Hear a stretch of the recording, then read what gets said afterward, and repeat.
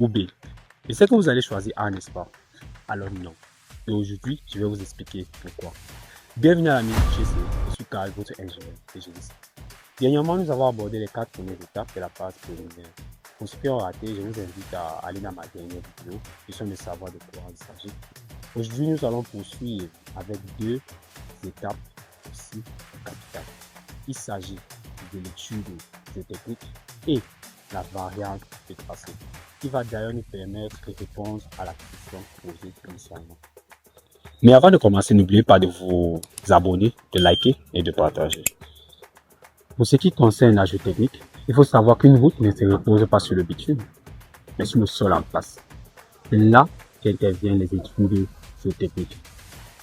Nous devons commencer par la définition de la géotechnique. La géotechnique se définit comme la science qui permet de comprendre le sol, son comportement, sa déformation, sa résistance, son comportement avec l'eau. Le géotechnicien se comporte comme le médecin du sol. Il a pour rôle de diagnostiquer le sol et de répondre à une seule question. Est-ce que ce sol peut supporter cette route ou ce trafic?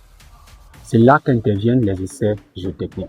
Par exemple, les essais de portance, communément appelés CBR, California Bearing Ratio, les essais de plaques, les essais de déflexion, pour ne citer que cela. Car en génie civil, le problème, ce n'est pas ce qu'on voit, c'est ce qu'il y a en dessous.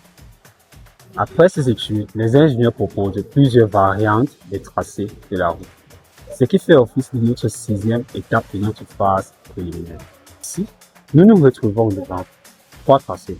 Le tracé le plus court, le tracé le plus stable et le tracé le moins court, tout en sachant que ces différents tracés posent des contraintes, à savoir les terrains difficiles, les zones inondables et des coûts élevés de terrassement. Alors qu'est-ce qu'on fait? L'ingénieur se doit de trouver le tracé qui va respecter sécurité, durabilité et coût. C'est donc ce choix qui va nous permettre de définir notre tracé le plus efficient, le plus efficace. On va faire un choix qui n'est pas forcément le plus simple, mais qui en même temps justifie sécurité, durabilité et coût de terrassement. Et enfin, on retient qu'une route n'est pas seulement question de bitume, mais une question de sol et des choix intelligents dès le départ. Pour revenir à la question du départ, A ou B, gardez-vous toujours les mêmes choix? J'attends vos réponses dans les commentaires avec les justifications.